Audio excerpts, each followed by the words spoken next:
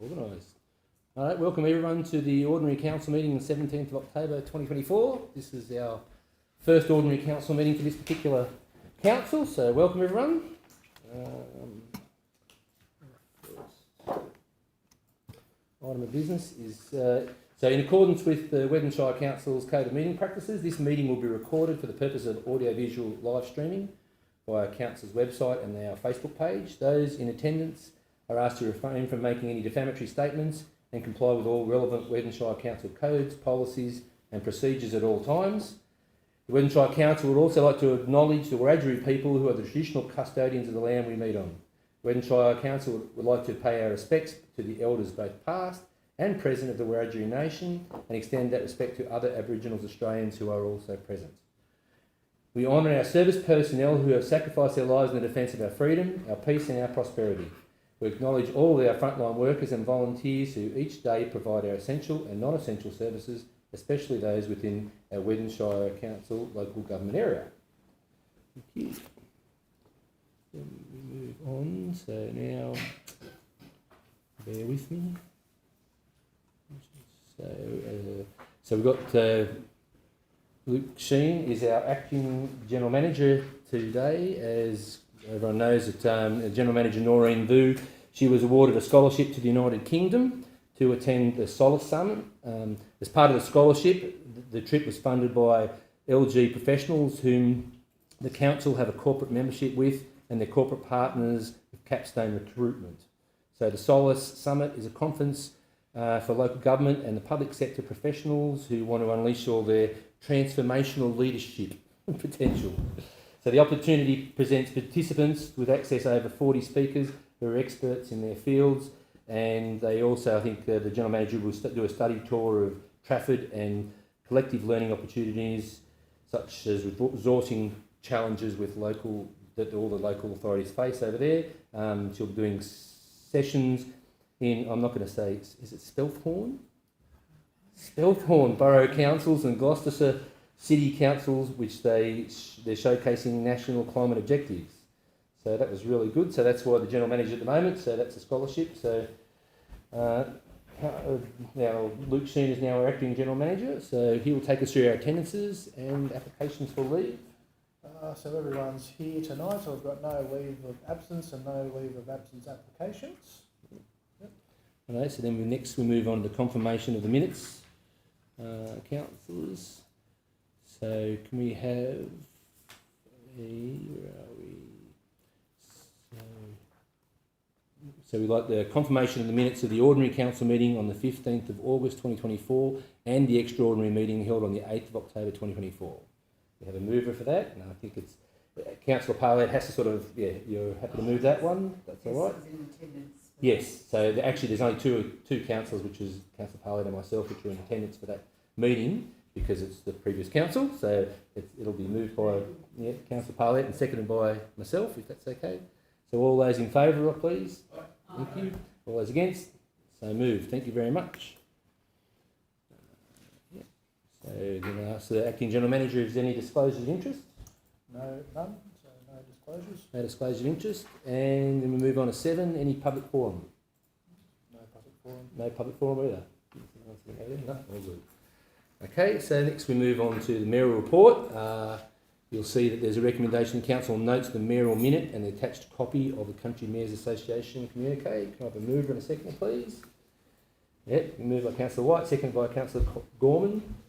I can probably speak to this a little bit, however I wasn't at it as it was the previous mayor was at this event. It's reasonably straightforward. Reading the communique, they had a fairly good meeting by the look of it, and you can see that a lot of their issues that have been dealt with in the rural is the same issues that we deal with every time with rural health, policing and all that sort of matters. So I think that's fairly self-explanatory. We've got a move in a second. We have a vote on that. All those in favour of the recommendation? All those against? Thank you very much, councillors.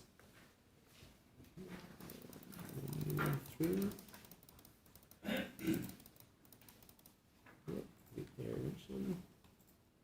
So moving on to page 22. 9, which is motions or questions with notice. Neil? Nil, and then we will talk to the section 10.1, the General Manager report. So I'll hand it over to Luke Sheen, the General Manager. Yep, so we'll need a mover and a seconder. That the 10.1 is that the council receive and note the state of our Shire report. Yeah, moved by Councillor Macon, seconded by Councillor Gorman. Thank you. Thank you, Mr Mayor. So 10.1, so the purpose of this report is to present the new council with the state of our Shire report. So this report forms part of our integrated planning and reporting requirements. The aim of the report, or the state of the Shire report, is to focus on how effective the previous council has been in delivering its social, or our social, environmental, economic and civic leadership objectives during the previous term. So it's probably worth noting that the previous term was only 3 years rather than the normal 4 years due to the local government elections in 2021 being pushed back because of COVID. So the State of the Shire report objectively tracks Council's progress against the high level strategies and priorities in Council's community strategic plan. It has a customer focus rather than a council one. The report provides some valuable information to you as the new council, while also listing some of the achievements from the previous council and highlights future work that they have recommended to council to look at in the future.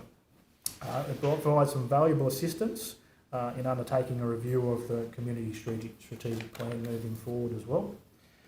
So council's current community strategic plan has 6 key themes, 41 strategies to achieve priorities and issues in the community. The State of the Shire report has analysed and looked at and tracked the progress of those in the community strategic plan to determine whether how we're going, are we moving forward, are we moving away from those original targets, and where the future challenges and opportunities lie for the community of Weddin.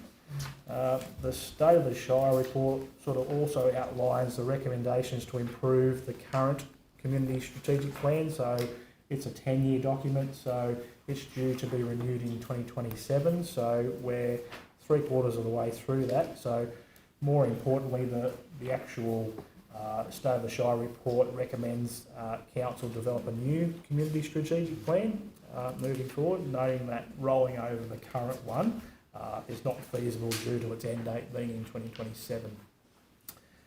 Some of the achievements that are highlighted in the State of the Shire report from the previous council, the Light Up the Night event, which was really successful. We've had some major road upgrades that were undertaken. The Weddin Mountain Region Tourism rebranding was launched during that term as well.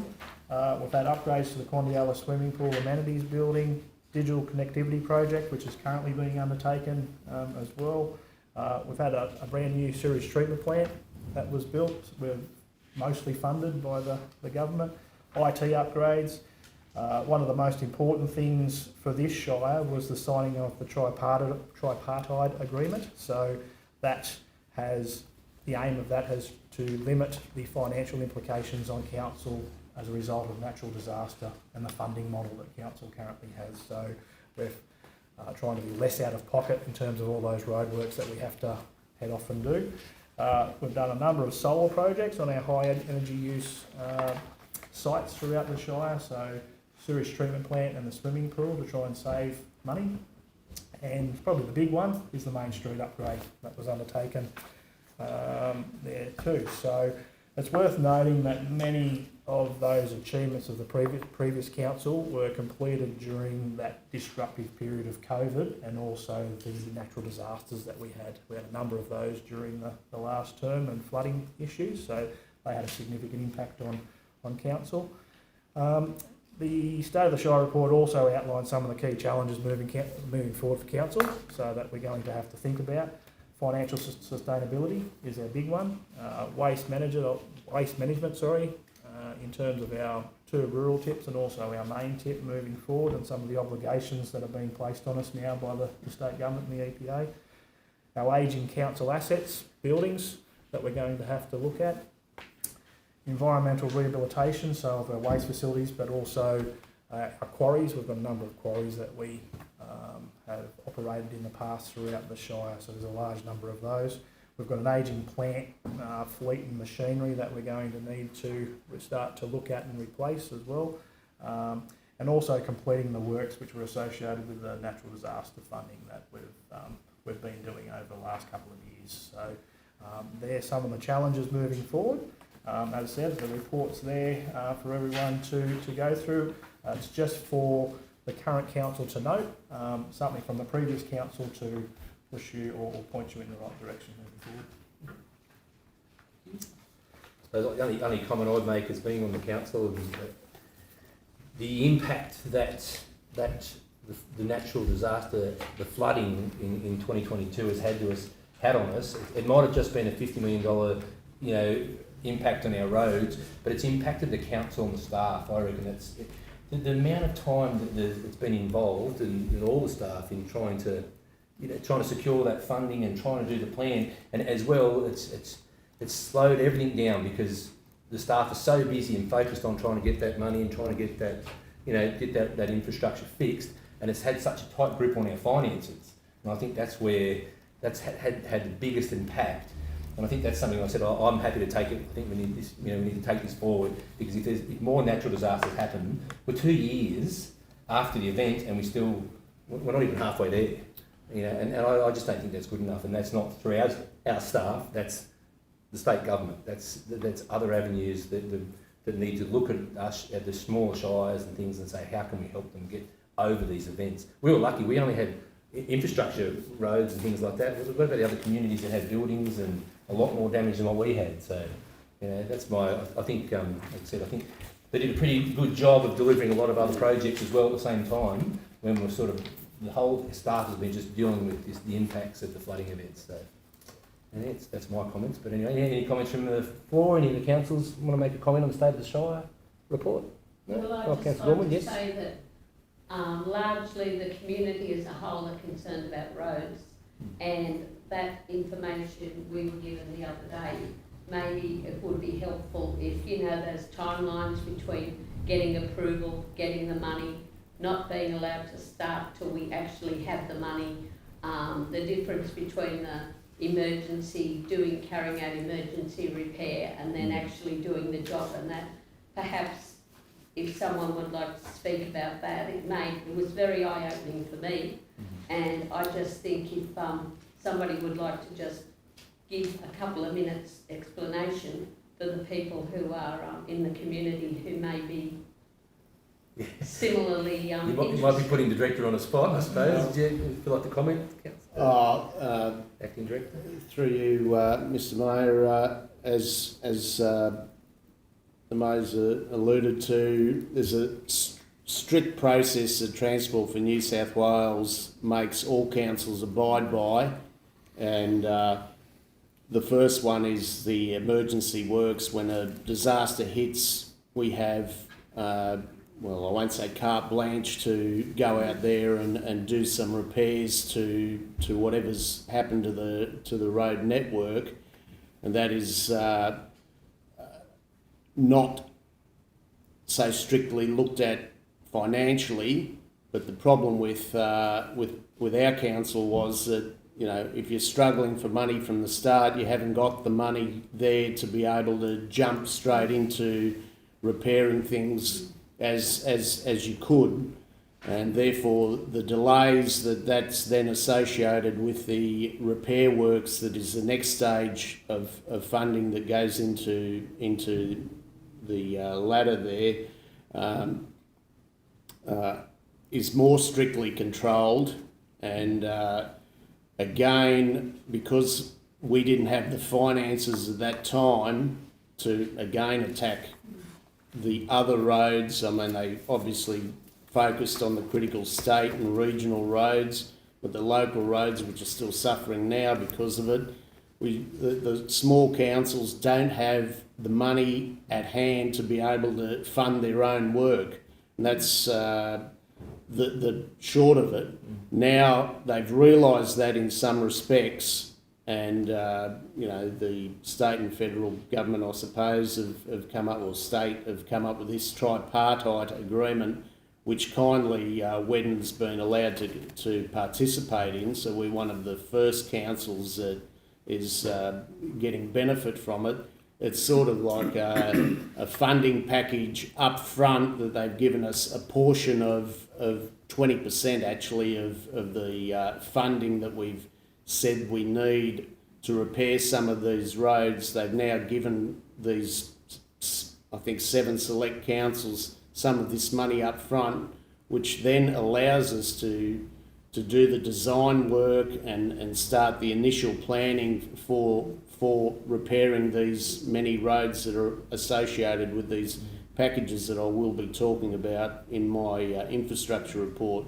But it is a lot of bureaucracy, as we mentioned in Monday's meeting.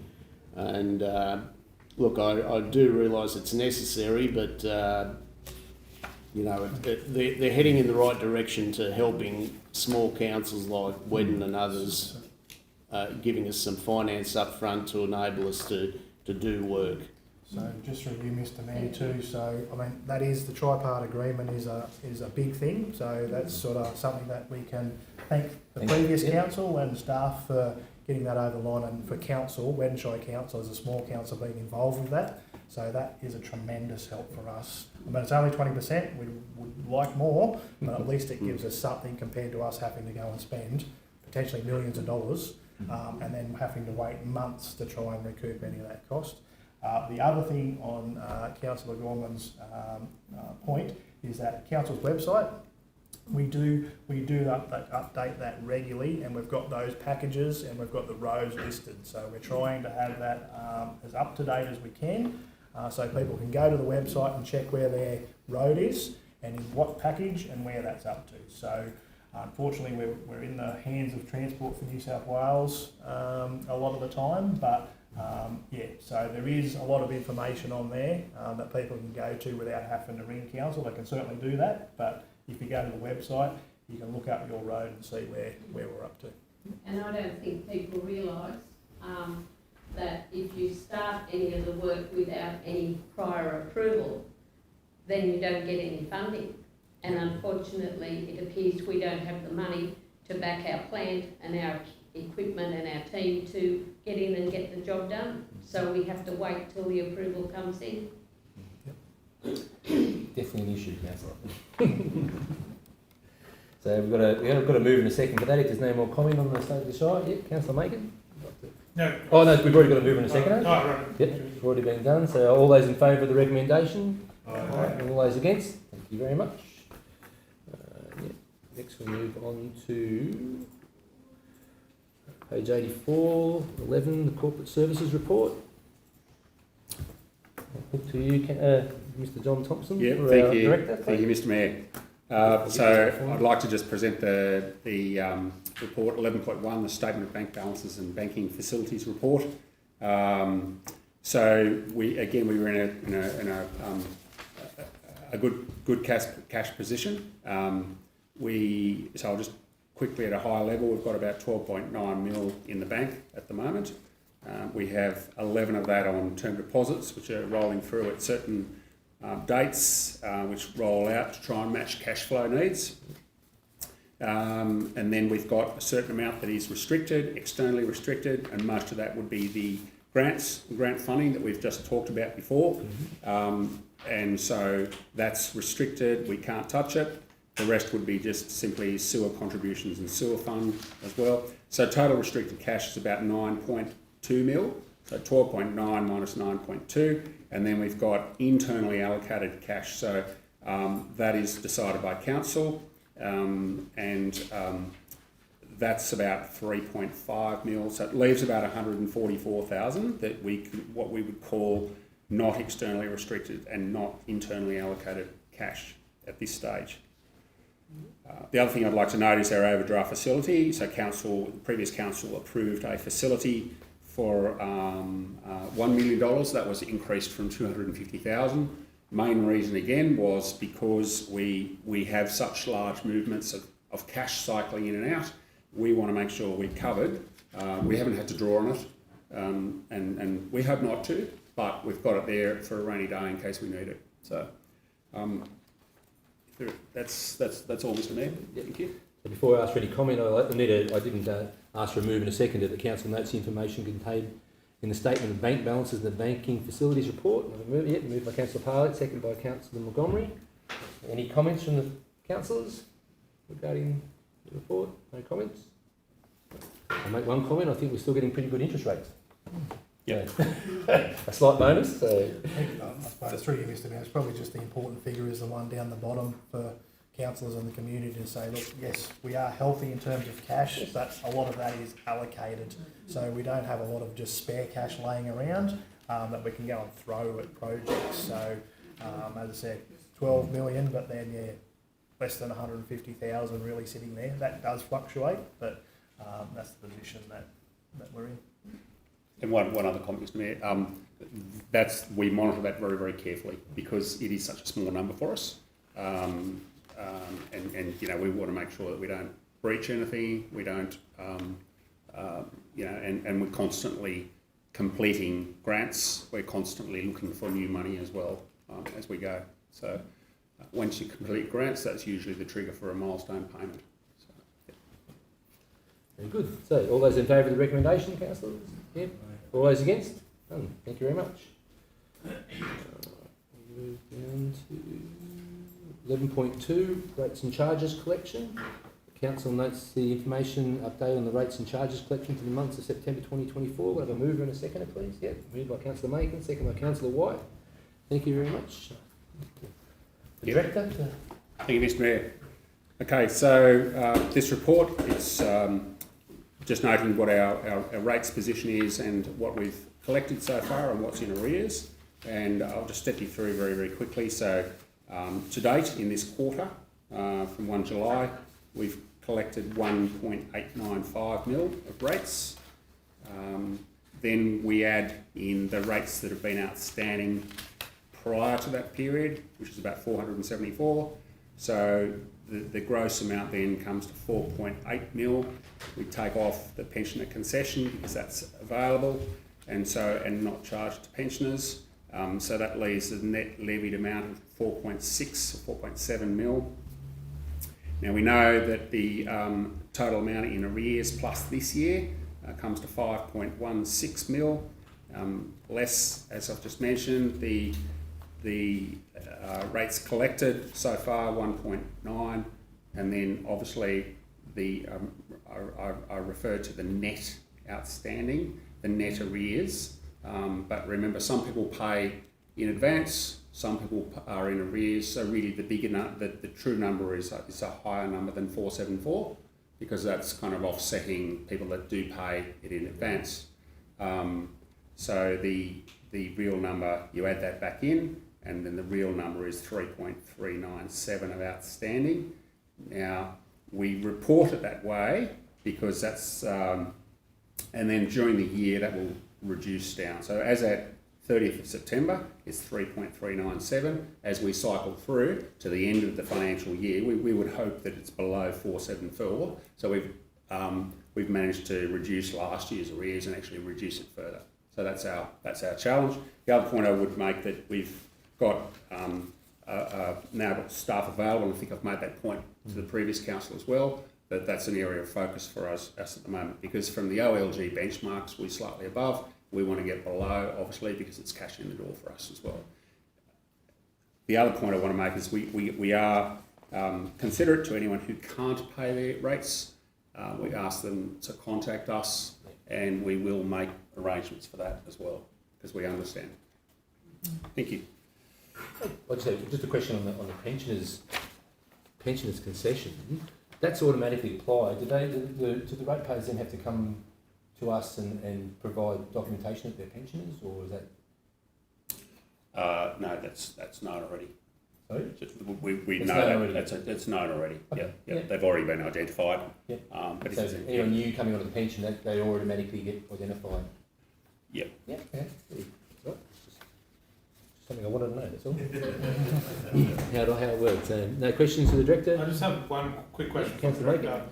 just for my own curiosity, who determines what the value of the rates, like the base rates of the rates are? Is that council as a general, or is it local governments as a whole that go, you have to apply this much for the base rate? It's a statutory body called IPART, and they come up with a nominated rate every year. Yep. It's a statutory rate. Yep. So that's your base rate. Other questions, councillors? Right, so all those in favour of the recommendation? All those against? Thank you, so carried. Next one, we move on to 11.3, activities of the arts, tourism, events and grants activities up to July, from July to September 2024. We'll move in a second, please. Moved by Councillor Parlett, second by Councillor Neal. Thank you. Back to the Director. Thank you, Mr. Mayor. So we've got the arts, tourism, events and grant activities for July to September, so the quarter. And you'll see in the report, this is just for noting, for council to note, we've got some statistics on a number of visitors, sales we've made with merchandise and services by month, and also any gallery sales we have made as well. Then the report talks about meetings, workshops that have been attended by our staff, and they're always very, very busy. They're always very active, and I think they do a very, very good job for council.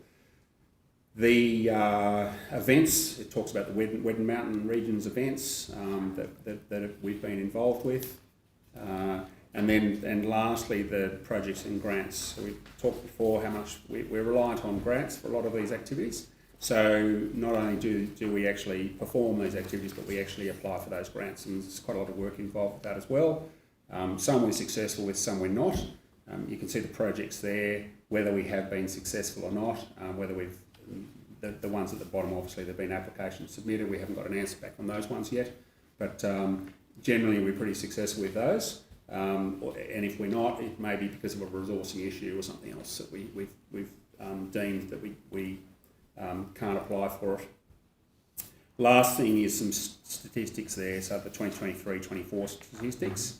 You'll also see that in the annual report, they get published there as well. We keep a measure of that to measure ourselves as council, so the community can see what sort of activity and measuring ourselves in terms of that area within our community strategic plan as well. Thank you, Mr. Mayor. No questions, comments? No?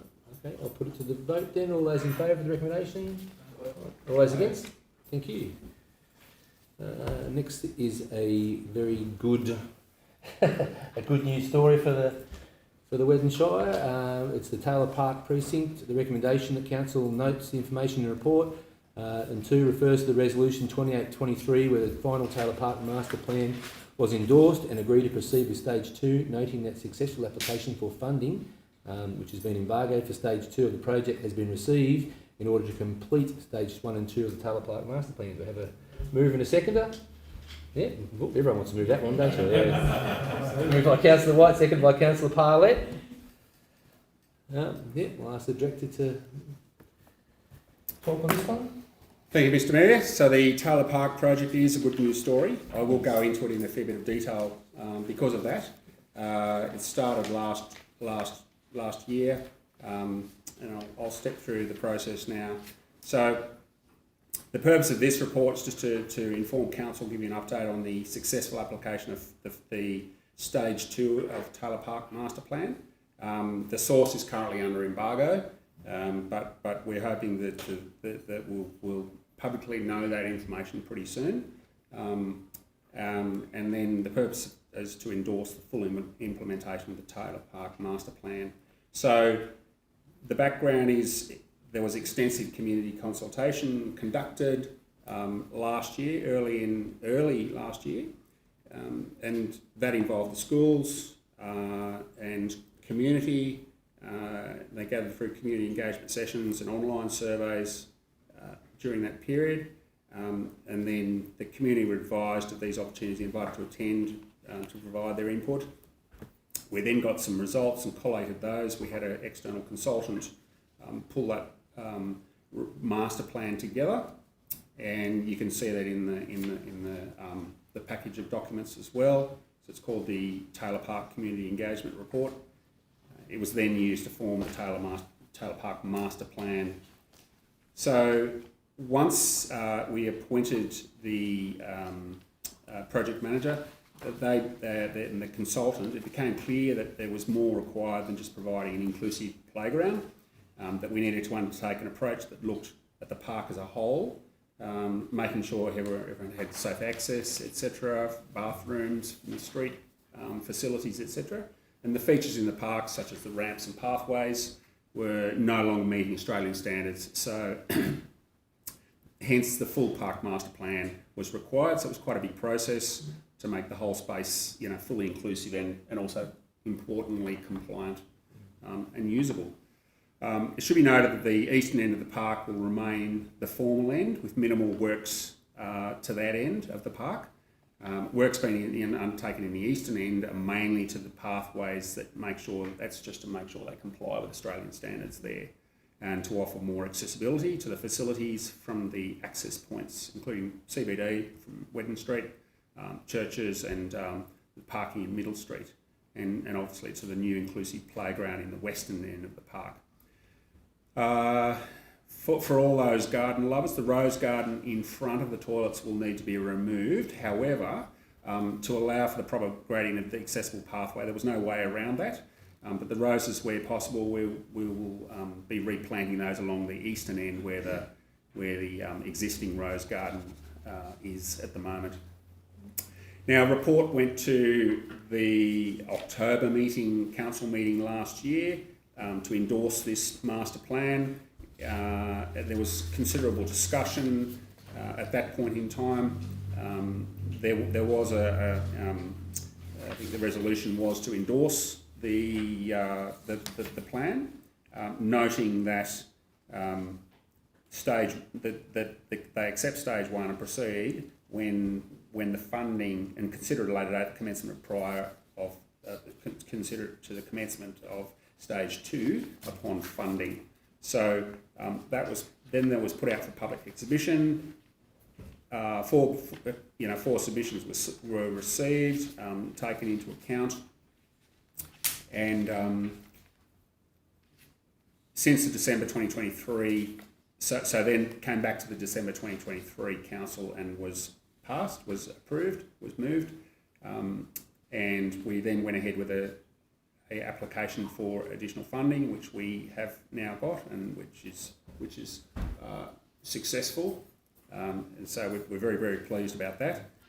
It's almost the amount that we wanted to get, but we believe that it's sufficient now because we can do the two stages together. There'll be some synergies there, so some financial savings there. So we're confident that we've now got the funding to complete it per the master plan that was put up and accepted by council. Now the funding, so the SSCF round 5 funded the first amount to the amount of 629,000. The second amount under embargo still was 592 for the stage 2 works. So stage 1, which has commenced to some extent where it can, but then obviously stage 2 is now here, so a lot of those things that were kind of conditional upon stage 2 can now take place as well. So in conclusion, I'd like to council to note that stage 2 funding has now been received. We're very, very pleased about that and endorse the full implementation of the Taylor Park Master Plan accordingly. My comment, I'd like to, if you can pass on the congratulations as well to all the staff for such a good job. That's just incredible, really. Councillor Niven? The rotunda, I presume that'll be maintained as it is, like with heritage and some other things. Through you, Mr. Mayor, yeah. So there is some allocation within the funding to look at the rotunda, so and see what we need to do. So some maintenance around it. So there's a few parts of that building that sort of need some love and attention. So so the flooring. So we're hoping, depending on obviously funding and how we go with the rest of the park, but there will be some allocation to that to at least do some preliminary work to it, if not more. Yeah, but not alter it, like, No. keep it as it Yeah. is. Yeah, okay, thank you. No, yeah, Councillor White? I understand that this has been done in 2 stages. With the park being such a public place and the public toilet's been accessed quite a lot, are visitors, tourists and public still going to be able to access the toilet and some other facilities?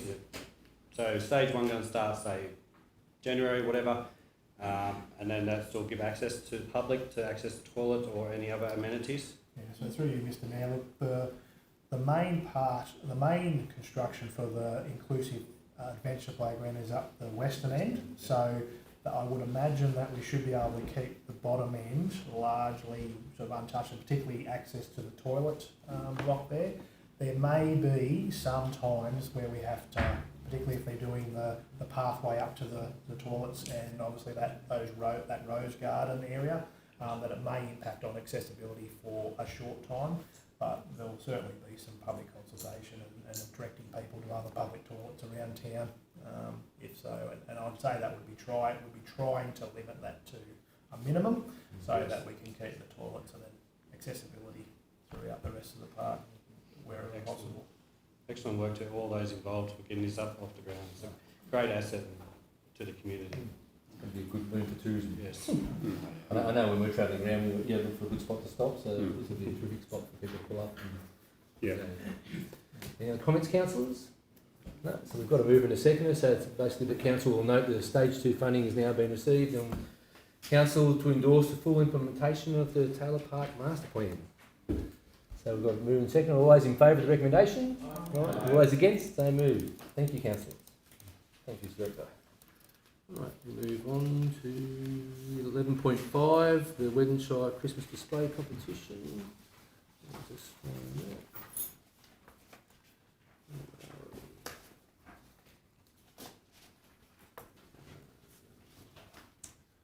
Christmas Display Competition is a recommendation. The council notes the information in this report. Approves the annual Grenfell Christmas Display Competition through a donation of $450. Supports a Christmas display competition in the villages of Bimby, Crackle and Greenthorpe through a donation of $150 to each village through the progress group or hall committee of their own administration of the donation. And 4, approves a permanent budget for the Weddin Shire Christmas display competitions of $1,050 made up of above 1.2 of this recommendation. We have a mover and a second for that. Councillors, yes, moved by Councillor Gorman, seconded by Councillor Macon. Thank you. Would like to talk on this, Mr. Director? Thank you, Mr Mayor. Yep, love to. So the Christmas display competitions, essentially this is something that we've done every year, and we're proposing we do it again, and we're proposing to make some financial contributions towards that. So that being $150 being donated to each village through their progress group or hall committee which also have a standing one annual payment from council. So or hall committee for the Christmas display competition for the villages of Bimby, Carragable, Greenthorpe and Quandialla, totaling $600 there. And then a further $450 for the Grenfell Christmas display competition. So that making up first prize of $200, second prize of $150 and a third prize of $100. So all of that coming to the $1,050. And happy for questions. Or back to you, Mr Mayor. Yeah. Any comments? Yes, Mr. Councillor Mayor, Neal. I'd personally like to see the donation to the villages increased, if that is possible through our budget, maybe to $250. I just think the $150 is a bit low for our villages, and I'd just like to see them increased a bit if that is possible. Any other comments? Yes, I agree with that. I'm looking at, we give first prize in Grenfell of $200, and we're giving first prize out in the villages of $150. We're only giving that one prize. So I think we at least should be bringing it up to $200, because when people do go to a lot of effort and they're turning that power on continually, we all know the price of electricity's gone up, so if we want them to be doing and participating in this, I think it's just a courtesy easy to sort of at least bring it up to the same level of price. I know that's not much, but at least to start doing that would be, I think, showing that we appreciate what they do. Yeah. On Councillor Parlo's point there, to obviously raising it to that, but also the electric, but also the investment to actually do it, going out and buying hundreds of dollars worth of lights to participate in such a community event, which I know in the Grenfell community is really successful, where I personally have run tours around town with the preschool bus to look at the lights for families of Grenfell and stuff like that, where I think for the villagers, having that incentive for people to go out there as well, to actually support them instead of putting it on. They are small villages, yes, granted, but they need to be included within the Weddin Shire whole scope as well. So the question comes to the director, how do you feel you've got budget there to increase that to a small? Yes, we can definitely do that. If that's what councils want, yes, we can. So would anyone like to make a change to the recommendation? So for instance, Councillor Parley, you're talking about increasing it to $200, or Councillor Neal? $200 is fine. Yep, so you'd like to make an amendment to the motion? Would you like to say what your amendment is then? Okay. So you want to amend it to the level of donation from 150 to 200. 150 to 200. So section 2. So you're going to move that amendment. We have a seconder for that amendment. Yep, Councillor Parlett, that's fine. So I'll put the amendment to the motion, and then that once the amendment passes, that becomes the motion. So all those in favour of the amendment? Yep. 200. Yep. So from one to bring them all in line with 200. You happy with that? Okay. Yep. So that becomes the amendment. So the amendment now becomes the motion. So that all those in favour of the motion? Aye. All those against? Thank you, councillors. That's it. Move on to 11.6, the Australia Day Awards. There's a fairly good recommendation here. Council notes the condition of the contained in the report. Winners to be selected by the nominated assessment panel comprising the Mayor, Deputy Mayor and General Manager. 3, the resolution 26822, the Mayoral Minute. Point 2, councils endorse a permanent Australia Day vote to include pre-Australia Day activities with the amount to be determined each financial year. And note that the budget for this year's pre-Australia Day and Australia Day events is around $6,500, with A, pre-Australia Day activities budget being $4,000, noting if the staff are successful their Australia Day Community Events Grants Program application, this will not be required.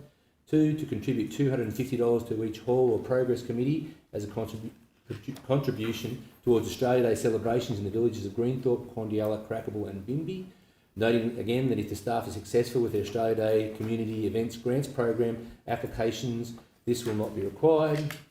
And C, $1,500 for the Grenfell Australia Day activities, being that the Australia Day Community Events Grants Program application for the Australia Day activities must have a financial commitment from the council, so equaling but no less than the year before. That's a requirement. So can I have a move and a second there for that? Yes, moved by Councillor White, seconded by Councillor Macon. Thank you. Yep, ask the director to speak on this one. That's okay. 11.6. Yeah, thank you, Mr. Mayor. As the Mayor's told us, this is a mayoral minute back from the October 2022 council meeting. The amount to be determined every year. So this year, the Weddin Shire Council Awards, this year the council traditionally presents a number of Weddin Shire Council Australia Day ceremony. The calls for nominations this year will be opened in September 2024, and they'll close on Friday the 20th of December 2024. The nomination assessment panel consists of the Mayor, the Deputy Mayor and the General Manager, who will determine the winners to be announced on Australia Day. The villages in Weddin Shire have also conducted Australia Day celebration activities, with council donating $250 each to Greenthorpe, Quandialla, Bimby and Corragable through their hall and progress committees. The award categories will remain as per previous years, which is as follows. There's a Weddin Shire Citizen of the Year, there's a Weddin Shire Senior Citizen of the Year, a Weddin Shire Community Event Organisation of the Year, a Weddin Shire Community Achievement Awards, a Weddin Shire Youth Achievement Award, and lastly the HSC Academic Achievement Award at the Henry Lawson High School. So the budget for the 2025 event is $6,500, and obviously that's been so 400 of that 400 is a pre-Australia Day activity, so pre-Australia Day nominee dinner. 1,500 is a Grenfell Australia Day activities, and then $1,000 being that $250 to each village as well. So in conclusion, the planning for the 25 awards is underway now. The first organising committee to be held on the 19th of November this year. Nominations for the Weddin Shire Award categories have opened, as I said, and they'll close on the 20th of December 2024. So just make a note of those dates. The donations, winners will be determined by the nomination assessment panel. As mentioned, donations of $250 will be given to each village as well. And the Arts, Tourism and Events staff will be applying for funding from the National Australia Day Council for the Australia Day Community Events Grant Program for Australia Day activities, as well as for an Australia Day Ambassador. And the money's already budgeted, the 6.5 was already in the budget approved. So That's correct. Right. Through you, Mr Mayor, we've been quite successful with those grants over the last couple of years, so I mean, while we can't guarantee it, you would hope that Continues. Yeah. Any comments, councillors? Just one question, Councillor Mr. Mayor, that with out of that budget, if we're not successful as acting general manager said, hopefully we are successful in that. But out of that whole, do we pay for the ambassador, or is that in a person that we physically pay for their attendance, or is it someone who just wants to be an Australian Day ambassador? Because I'd imagine that $4,000 would basically cover catering and the use of the venue for the dinner. But what does it cover the ambassador? Yes, through you, Mr Mayor, we do pay. Yeah. Okay, yep. In past, yeah. Yep. And there's travel costs and other Accommodation and things incurred, so accommodation, travel, meals. Yep. Yes, so we do. So that budget amount could go over pending like the spend. Wouldn't think so. Or is it enough It's to basically we've Okay. budgeted for it. It's fully covered. Yep. We'll also apply it if we're successful. That's a bonus. No, to us. yeah. Yeah. I think through you, Mr. Most ambassadors volunteer their time. Yeah. It's just that we pay a lot of the time. It's just for accommodation and travel and meals and those types of things. Yes, Just Councillor out of Gorman, interest, who selects the ambassador? Oh, it's done through a... Yes. We're nominated and through Yeah, the not Australia council, I think it's Day Awards. allocated to us. Sorry? Australia Day Yeah, Council. the Australia Day Council. Oh, okay. So we ask for an ambassador, and they have a pool of ambassadors, and they allocate them out. Yes, they allocate them out, different ones every year. So, right, no other comments, councillors? The other Yes, Councillor question Megan? was for the awards for those for yourself, the general manager and the deputy mayor who can vote on them. If there's a conflict of interest within that voting, so if it's someone they know or close with, is that Yes, we declare the conflict of Yeah. interest, and then usually comes back to council, and they nominate someone else to fill okay? that position. That has happened in previous years. All right. Other questions? I'll put the recommendations to the vote. I won't read it again, but I think we all know where we are. All those in favour of the recommendation? Aye. Yep. All those against? So moved. Thank you. Right. Next we move on to 12, the Infrastructure Services Report. Move on to Acting Director of Infrastructure, Anthony Privick, to do his report. The first one is that Council notes and received the information provided on the infrastructure works completed in September 2024 and plan works of October 2024. Have a mover and a seconder, please. Yeah, Councillor Montgomery and moved by Councillor Montgomery and seconded by Councillor White. I'll now ask our Acting Director of Infrastructure to talk to his report. Through you, Mr Mayor. Well, firstly, starting off with the natural disasters, as was stated at the start of the meeting, it's really determined by the funding given to us by Transport, and as all the roads are outlined as packages within this report, If we don't get the package, we can't start the work. So I'll just go through it quickly. Package 2 is not approved as yet. Package 3 is approved, and we are 90% complete on that one. Package 4 is not approved. Package 5 is not approved. Package 6 is approved, and we are 85% complete there, probably 90 now. Package 7 is not approved, although submitted, so the crux of all that is that we're waiting for Transport to approve those packages. They're expected to be, approved and back to us next week, the following week. They're right on the cusp of getting approved, which is a great thing, and we'll be able to start work there on the roads. And a lot of the ratepayers that are in the non-approved sections are the ones that are understandably upset and ring council wanting to know why we're not doing anything. Next is state roads, which RMCC work. That team's doing a magnificent job. They're about to start resealing and heavy patching for the season because they can't do any of that work in the winter period. The main project that major works that are underway and running successfully to program and budget is Greenfield Kurawatha. That'll be finished by the end of November, if not a bit sooner. We have started preliminary works for Nowlands Road. Design has just come in this afternoon, so our engineers will look at that and start planning the works. The other items there that are mentioned are Ramagon Road Culvert. They're all scheduled for next year to start. Heathcote's Lane's completed successfully.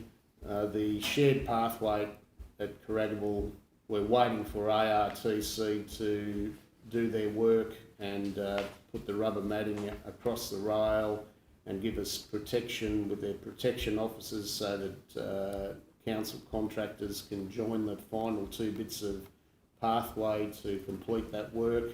That's scheduled to happen in November, although it's been knocked back a couple of times from September and even earlier from what I've been told. Grenfell Cemetery, the toilet will be completed by the end of October, so hopefully the slab is down and those contractors are due as early as possibly next week to start the erection of the prefabricated toilet structure. Bogalong Dam, we're waiting on the report from the Public Works Department to give us information on the safety and stability and any decommissioning suggestions that they have or have not. Road maintenance works, well, they did start and temporarily stopped as unfortunately 2 of our graders are awaiting repair. One's hopefully going to be back on deck as early as next week. The other one's a bit more of a major issue. But road maintenance works will get going next week. We have completed Dodds Lane and the bus is running again along that route, which is great for the parents, and school's just started. Gravel resheeting, that's planned to start before Christmas and into the new year. Parks and Recreation, the team and ladies there are looking after all their parks very well. The workload's going to increase now that spring and summer's coming along, but thankfully we've got a new mower and that should help them quite well. They're also started mowing in the villages coming up. Plant, well, as you can see by the report submitted, we have had repairs on some of the older bits of machinery, but our mechanical team are doing a magnificent job keeping the machinery going. As mentioned there in the report, the jet patcher that council has worked loyally for council for over 14 years has finally given up the ghost, and council has very wisely auctioned it off just in time, and we are in the process with John and his team of arranging finance to secure another one. Council has managed in the interim to hire a jet patcher, which is currently working. Biosecurity, the team there is going around starting its summer spraying season, and they've got 2 vehicles on the road doing that. Main Street update, we are in process of trying to complete all the disabled parking requirements there. We are concentrating on getting another pram ramp built in front of IGA, and which will also enable us to finish the taxi ramp parking next to it, which should certainly make that part of town a lot more accessible and for all those people.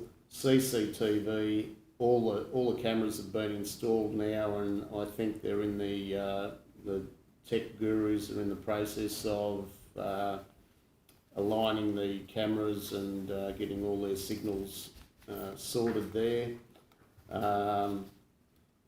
Festoon lights footings are under construction now. You've probably seen a drill and concrete trucks going in there pouring board piers for those lights, so they're underway. We are doing some line marking for the state road works, in which we will bring a line marker in to also do the line marking around the roundabout, complete that work.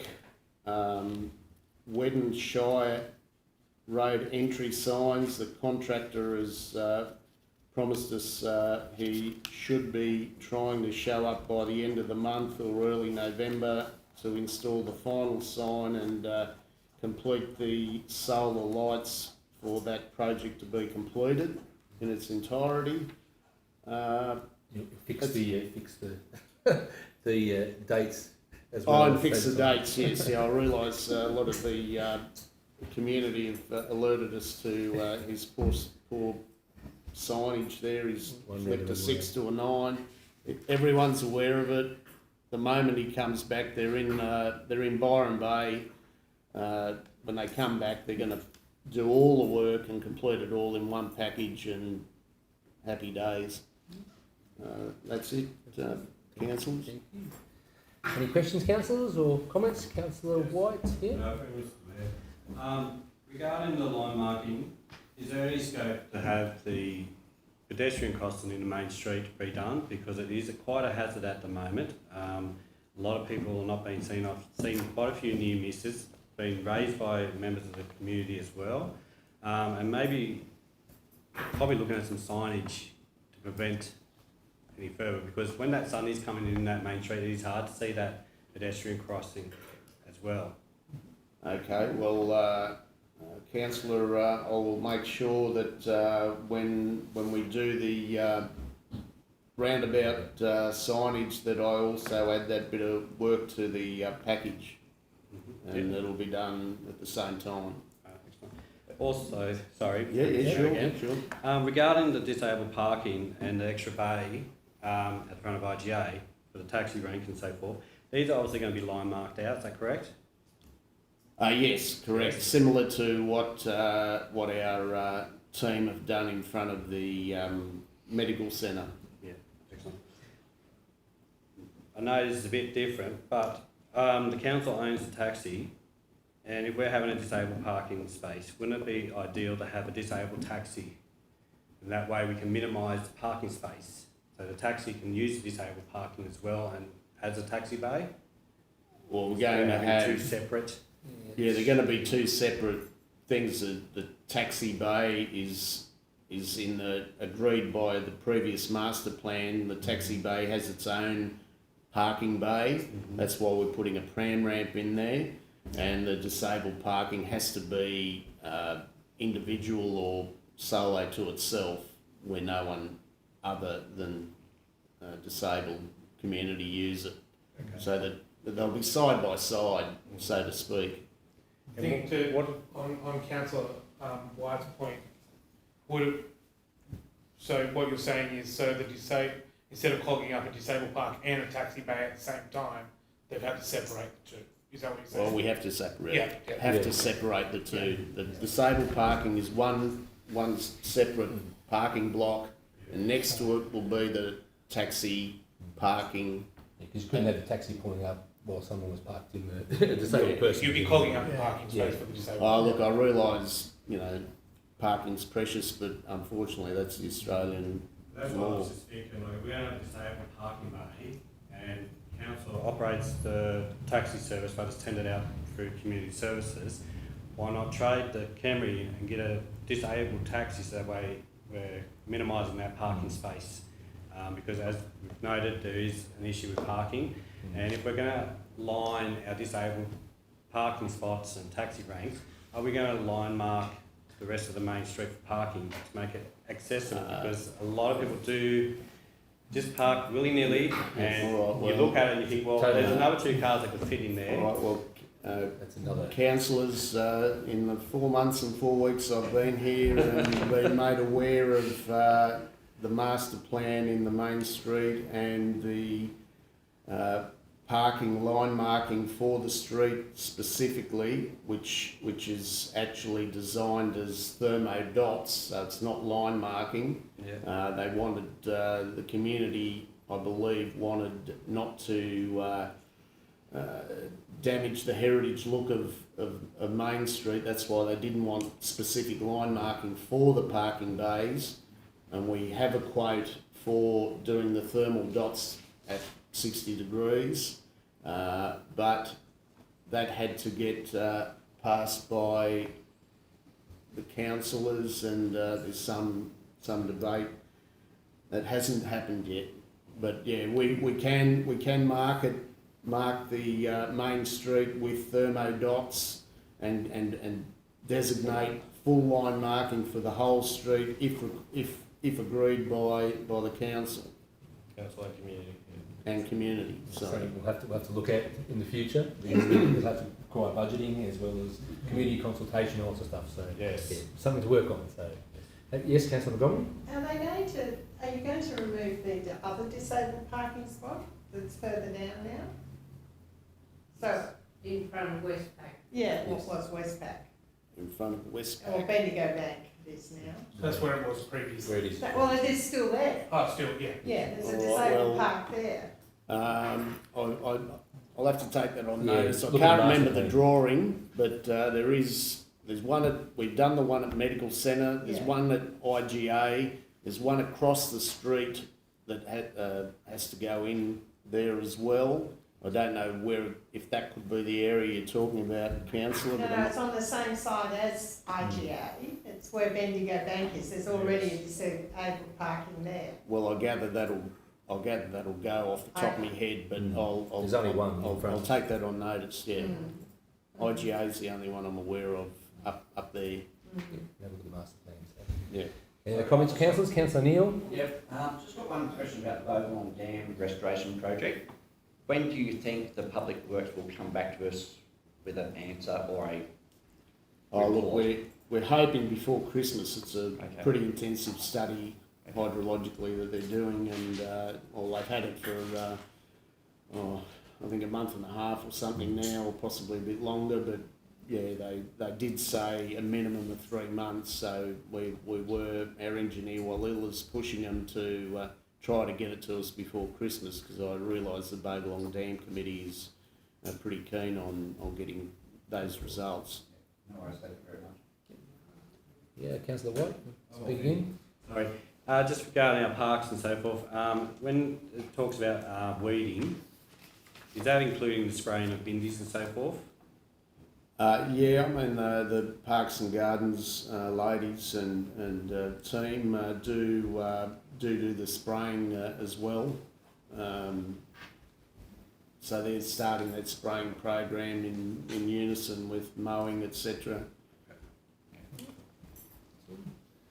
Any more comments, councillors? I'll put the recommendation that you accept the report to the vote. All those in favour? All those against? Thank you. We can move on to 13, the Environmental Services Report. Development applications, construction certificates is just for noting. I'll ask the Acting General Manager to... Thank you, Mr Mayor. So yeah, item 13.1. Oh, sorry, moving a second. No, it's only for noting. no recommendation. So, so it just that report just outlines the development applications and the construction certificates that were issued during the month of August and September.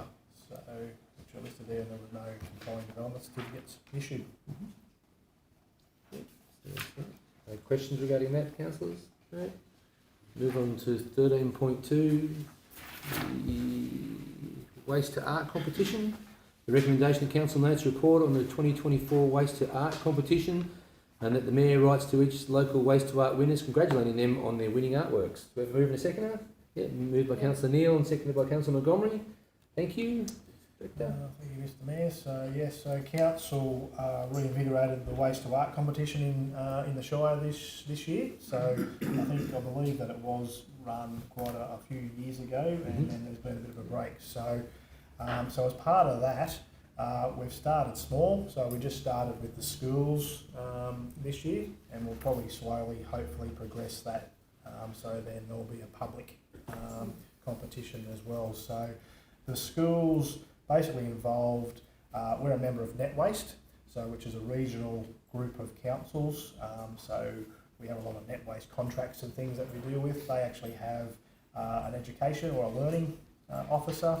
So he came to the Shire and went and visited some of the schools within the Shire to talk to them about waste, recycling, and as part of that we sort of launched that Waste to Art competition with those schools as well. So along with one of the council officers, Isabel Holmes, she went out there with them as well. So it's sort of aiming at educating school kids plus the community around waste, recycling, and what they can do with waste to try and reduce it. So this year we had a few different areas of the competition. So there was the two-dimensional, three-dimensional and functional. So in the primary school and in the secondary school. So in the report there is the winners. So this year we actually combined with the Henry Lawson Festival. We went round and done some judging at those schools that were involved, picked some winners, and then brought all the actually entries into and had them on display during the Henry Lawson Festival as well. So winners, primary 3D, Kate at Pondiello was Kate Johnson, Slimy Snail. Primary 2D was Jane Johnson, Okie.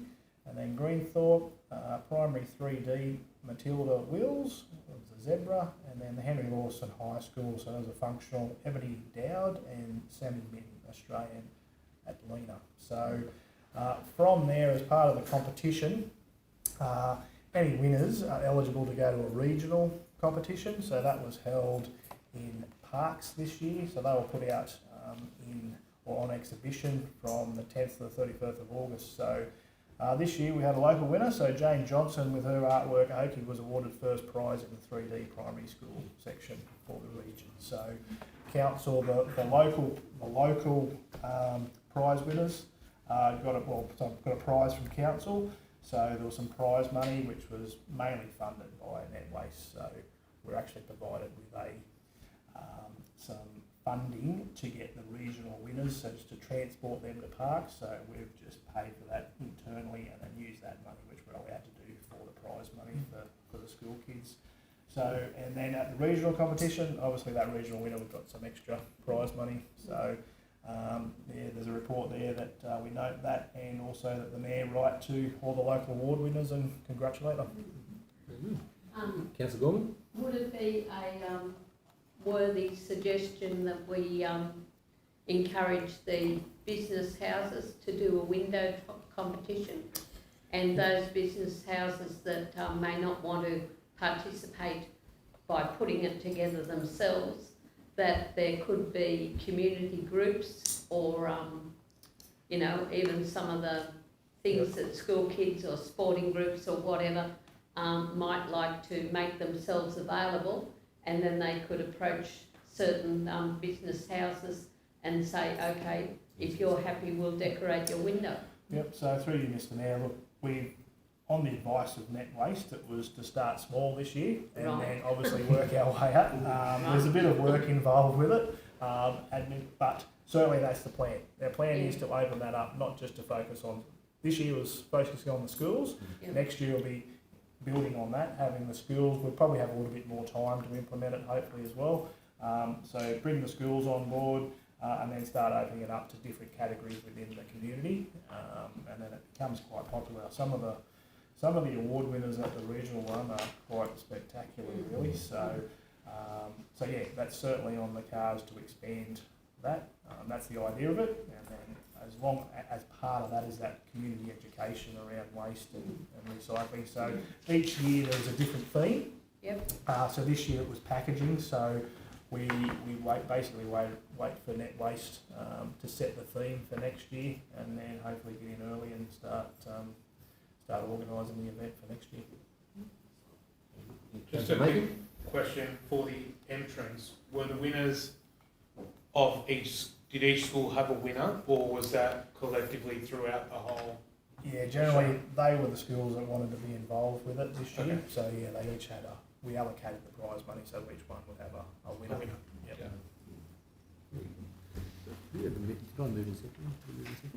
We did, yep, that's right.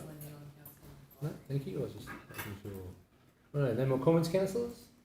No, all those in favour of the recommendation, please? Yep, all those against? Thank you. So moved. Next one we move on to 13.3. Yep, 13.3, which is the Local Heritage Grants 2024. The recommendations is that 1, council notes report to the Weddin Shire Local Heritage Grants Program, and 2, council authorise the Director of Environmental Services to assess the 2024-2025 grant applications in conjunction with council's Heritage Advisor and offer any available funding to the projects based upon their assessed priority and ability to complete the projects within the funded timeframe.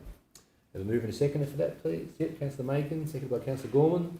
Thank you. I'll now pass over once again to the Director. So thank you, Mr Mayor. So council generally runs a small heritage grant program each year. Historically, we get some annual grant funding from Heritage New South Wales, and council then adds some contribution to that so that we can run that program.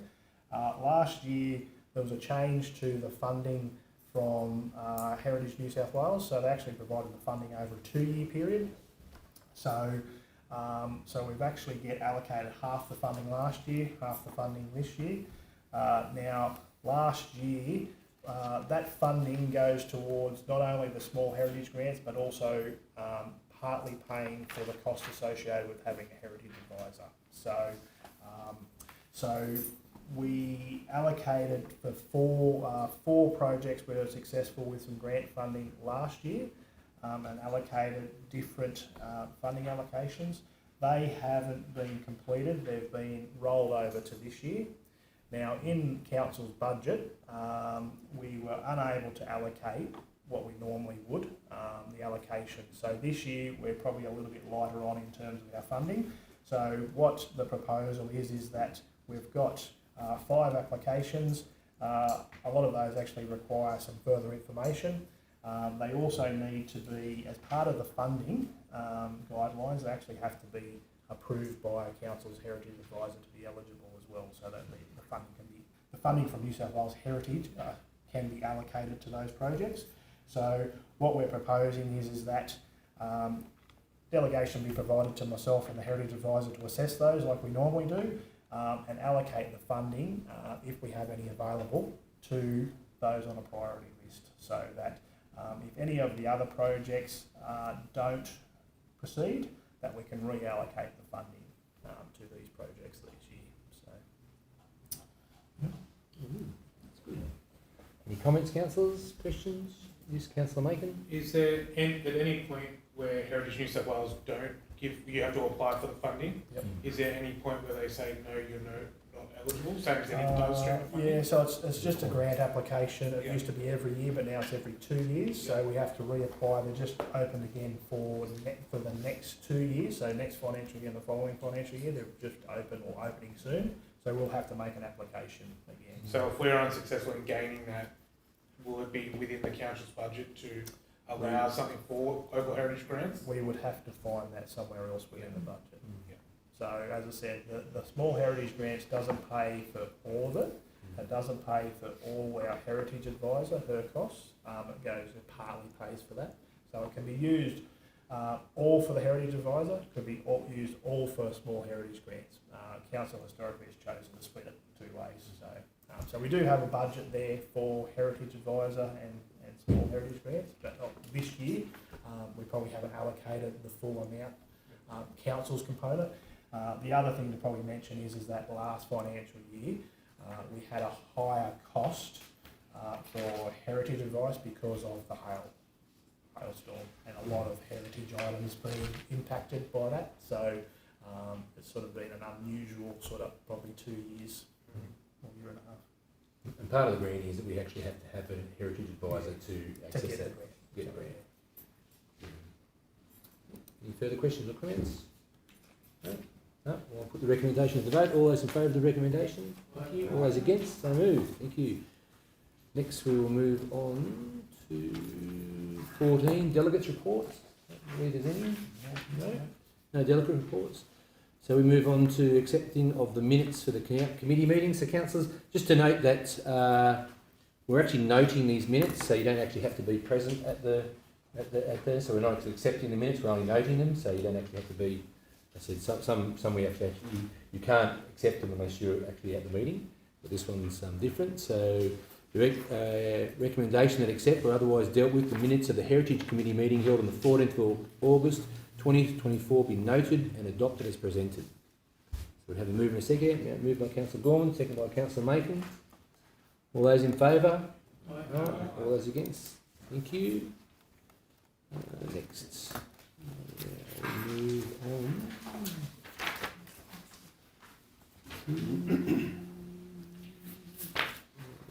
to closed council. So next, I'll have a move and a seconder, that we move into closed council. Yep, moved by Councillor Pilot. Yes, I will say the reason. Yep, and second by Councillor Montgomery. So now the meeting will now be closed to the public under 10.A2 of the Local Government Act to consider the items following because of their confidential nature. So 16.1 will be the request for tender of a road sealing of Greenthorpe-Coorwalter Road project. 16.2 will be the tender for the repairs of hail damage on the buildings, scope of works 1. 16.3 will be the tender for operations of the Grenfell Waste Facility. And 16.4 will be a request for tender for a skid steer road planer with Broome. These matters are considered to be confidential under section 10.A2, D1 and D2 of the Local Government Act 1993, and Council is satisfied that discussions of this matter in an open meeting would, on balance, be contrary to the public interest as it deals with commercial information of a confidential nature that would, if disclosed, prejudice the commercial positions of the person who supplied it, and information that would, if disclosed, confer a commercial advantage on a competitor of the council. So the purpose of this report is to provide council with evaluation information pertaining to these requests for tenders and seek therefore council resolutions. So we've got a move in a second that we move into closed council. So all those in favour of moving to closed council? Aye. All those against? Done. So we're moving to closed council now. Thank you.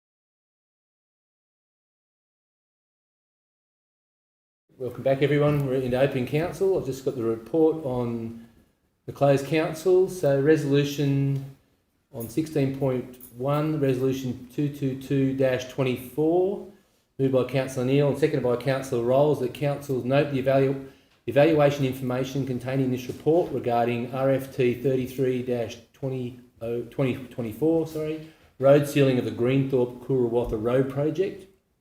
2, council endorsed tender 33-2024 for the supply of sealing surfaces for the Greenthorpe-Kurawatha Road project, being awarded to Downer EDI Works Pty Ltd for the tendered price as set out in this report.